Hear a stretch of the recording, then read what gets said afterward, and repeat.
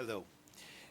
Recent studies by Rachel Rojansky, Diego Rotman, and Gali Drucker-Baram, and others show that the early Israeli establishment indeed imposed many barriers to Yiddish culture.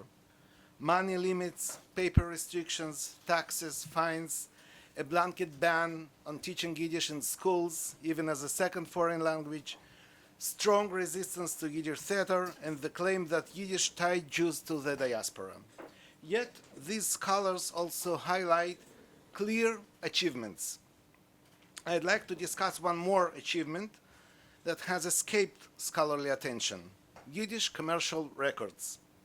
True, the first years of the State of Israel were marked by the most intense struggle against Yiddish, and nevertheless, a small record industry emerged and sold these discs publicly, despite opposition from the state and the cultural elite. Around 40 Yiddish record labels circulated in tens of thousands of copies and became a visible part of the public space during these years. Before we examine them, let's briefly introduce the medium of the Israeli record. This medium belonged to a gray zone between private life and the public sphere.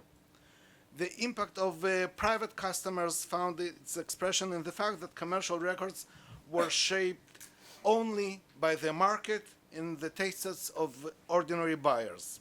Yet it also functioned within the public sphere, both guided the public opinion and also forming it. Although these records were often played at home, they were artifacts. They were sold in shops, advertised, exchanged, and gifted. Their visibility and circulation gave them public meaning, even before a single note was heard. Like newspapers or posters, they were part of the shared cultural environment. These archival photos show Israel's president and premier receiving records as honorable gifts. Commercial records were also played on radio. Sorry.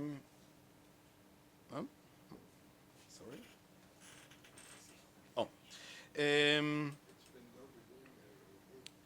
Driving them even deeper into the public arena. This is an Israeli radio journalist selecting a disc from the station's archive in the 50s. The record's liminal status becomes clear in the context of election campaign advertising. Politicians took for granted that voters would bring the record home and actually listen. Here is a photo of a record promoting the election campaign of Ben Gurion. The public dimension is also evident from the visual side: printed labels, company logos, and later the jackets of long-playing records. All of this spoke to the eye and functioned as part of the public landscape. Thanks to this liminal status, state censors who watched newspapers, books, and theater closely mostly ignored records. Finally, although Yiddish records were tied to language, they bridged sound and sight, crossing political, geographical, and linguistic borders. This cross-border reach is evident in a report from the New York Yiddish daily Der Tog. The song Der Yid der Schmied became so popular that everyone sings it. A new record from Hed Artzi in Tel Aviv features the famed Shimon Osovitsky, and here the jacket of that record, with an arrangement by the Israeli composer Moshe Vilensky for an Israeli trio. These words prove that Israeli Yiddish records resonated worldwide. The cultural dialogue carried by records was, of course, bidirectional, as shown by mini-series of three records by Berry sisters produced in 1957 in Tel Aviv by the local branch of the American label Cadence. Here the Yiddish lyrics appear in Latin letters, and it is clear that the record titled Tel Aviv is aimed not only at Israelis but above all at tourists. The option of copying matrices and pressing new records had long served as a familiar channel and nourished Israel's record industry from its very beginning. Because pre-state recordings in Yiddish greatly outnumbered those in Hebrew, duplicating them at home yielded profits with little effort. Here we see the same song, Leibke Fortkin Amerike, sung by Pinchas Lavender with Max Janowski, issued both in Berlin by Zemer, owned by Tzvi Hirsch Levin, and in Warsaw by Sirena. We shall never know who was the first. And then Levin immigrated to Palestine, as did one of the Sirena's managers, Felix Rzeczynski. And in 1947, they, with other partners, founded the Head Artzi record shop and label. And no wonder one of their very first discs they pressed was the same Leibke with the same performance, now bearing the new Israeli company label, Head Artzi. That same year, 1947, the older label Tzlil issued a dozen Yiddish discs whose contents, humorous sketches, fashionable salon music, and expressions of Holocaust memory and longing for Eastern Europe reflected the zeitgeist. Already in the first years, even before the establishment of the State of Israel, a clear stylistic preference took shape in these records.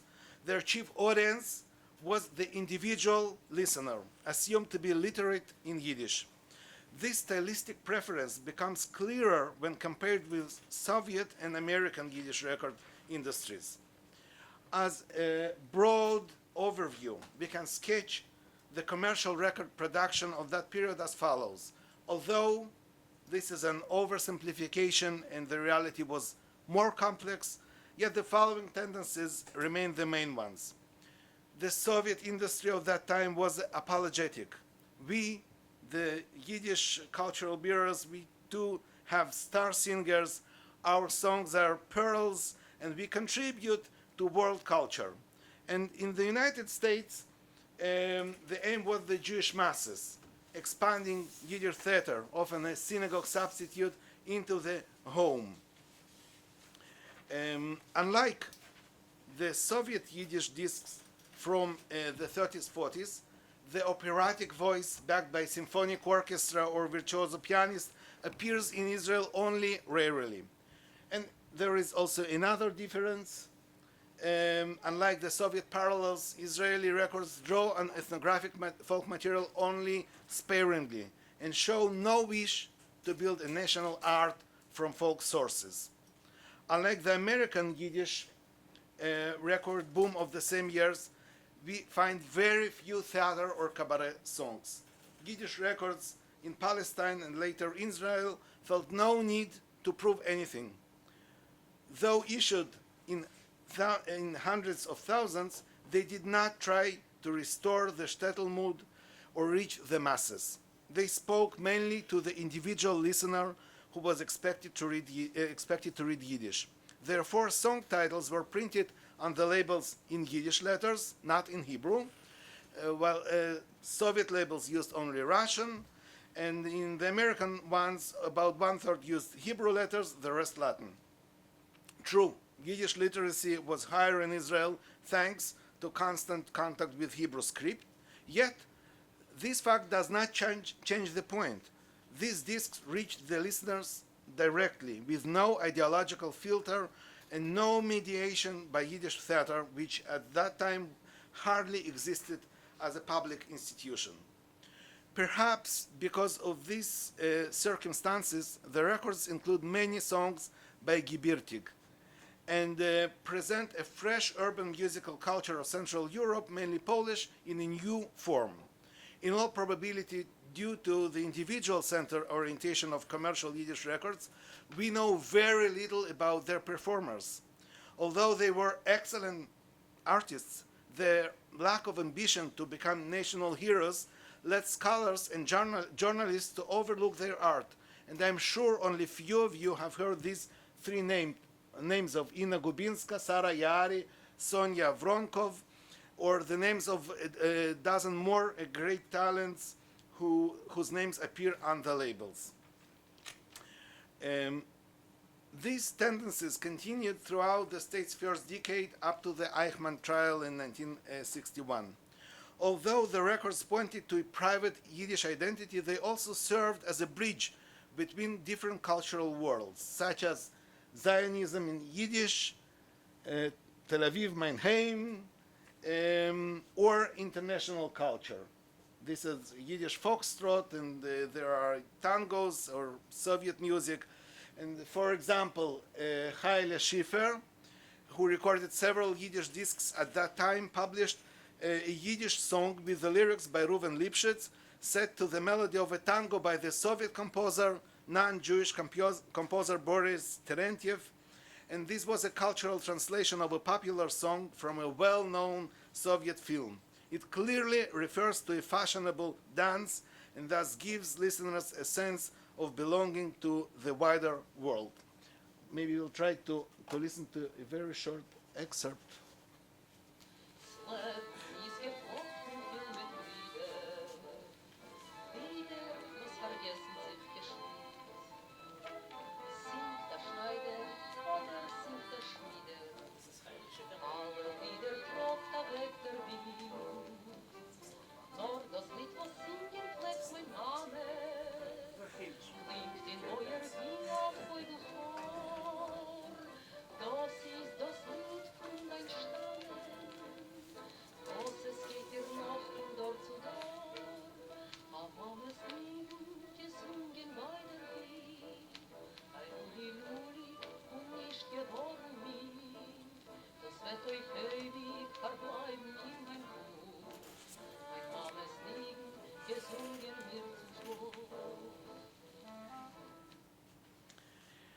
Another role that records began to play already in the first decade was the presentation of religious Yiddish songs. This repertoire served as a bridge between different audiences.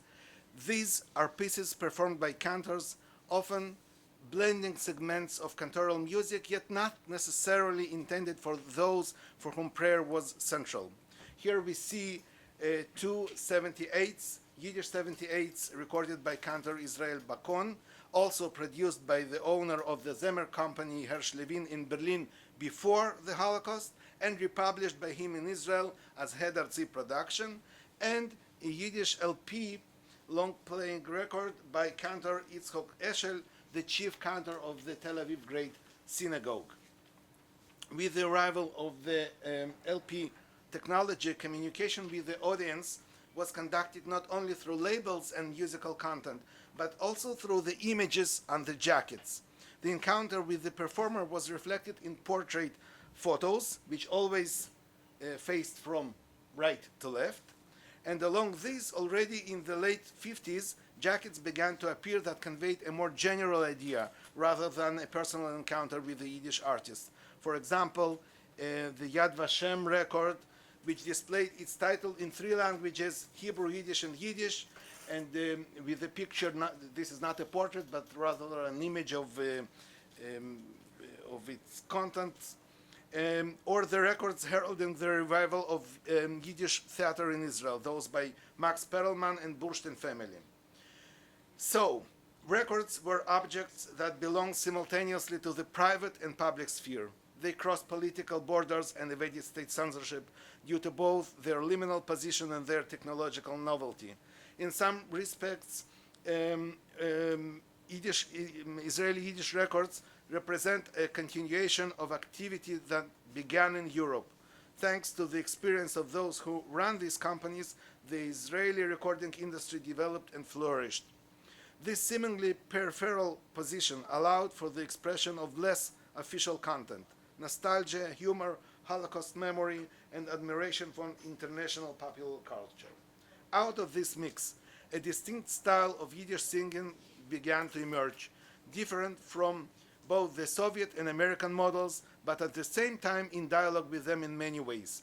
The preservation of Yiddish on record labels and later also on their jackets laid the groundwork for a later wave of Yiddish artistic production, of which many subsequent Yiddish records published in Israel became an integral part.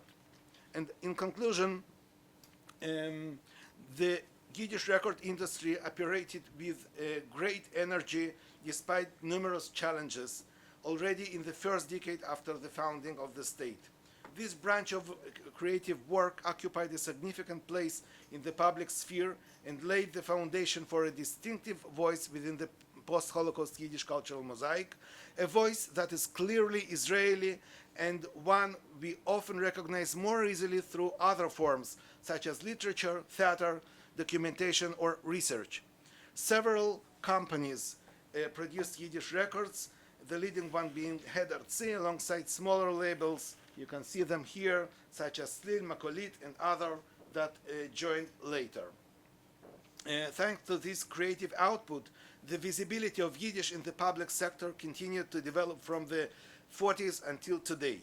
This story began with 78s, such as this 1948 disc titled Jewish Tango, not exactly typically Halutzim song, but more reminiscent of Polish cabaret.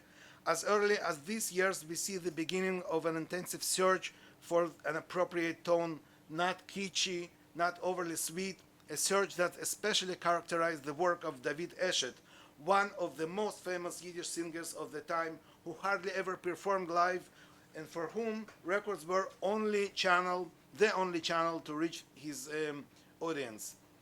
Guest artists from abroad also recorded Yiddish records in Israel, such as Polish-born Ino Topper, before he immigrated to the country. This tradition of seeking an Israeli Yiddish was later taken up by Chava Alberstein, who in 1967 already, together with Mike Burstein, produced a record whose jacket featured the title, the English title Yiddish Folk Songs, with a natural landscape, not a shtetl, in the background. The nature depicted here is unmistakably Israeli. Israeli Yiddish, I would say, delicate and non-ideological. Yafa Yarkoni, a native Sabra, whose parents came from Azerbaijan, Baku, learned Yiddish from her neighbors and was already recording in that language by the 50s. The 1970 LP combines those early tracks. In 1975, the fourth Yiddish Song Festival took place, and the festival record showcases the best Yiddish performance of the time. On the cover appears the symbol of Yiddish singing, Golden Epave, the Golden Peacock, framing the repertoire as a unique phenomenon. And in 1995, the Yiddish Field Theater released a record celebrating 50 years of Yiddish culture in Israel. From the early days of the Yiddish record industry until the great wave of immigration from the former Soviet Union in the 90s, some 300 different labels of Yiddish records were produced in Israel in hundreds of thousands of copies. The last slide? Okay. I would like to conclude with a brief excerpt from a tribute evening for the legendary Yiddish singer Nechama Lifshitz. The IDF orchestra accompanies Yafa Yarkoni, the national singer of Israel, singing in Yiddish. A performance like this would have been unthinkable in the first decade after the founding of the state. Yet it seems that without the Yiddish record industry, which had flourished since Israel's earliest days, such a moment of cultural convergence would not have been possible. This industry demonstrated that the deep love for Yiddish culture could not be erased. Despite all the restrictions and obstacles imposed by the establishment, once a loophole appeared in the form of Yiddish records, Israeli artists and producers seized it and used it to build a unique identity, one that today remains a vital voice of the 21st century Yiddish landscape. This phenomenon laid the groundwork for the renewed openness toward Yiddish culture that emerged in the 90s. So the last video, and I'm finished.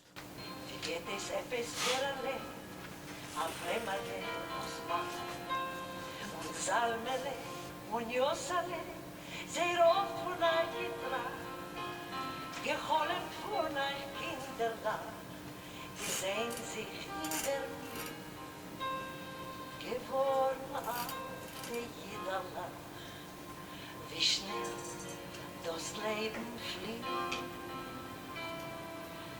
Oh,